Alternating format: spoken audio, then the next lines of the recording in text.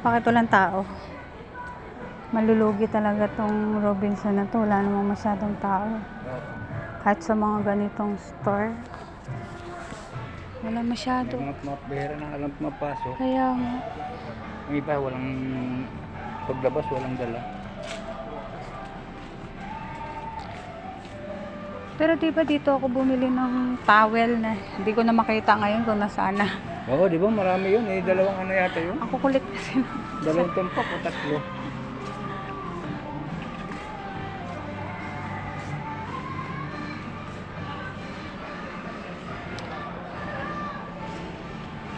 Hindi ko alam. Sarap dito ng lamig.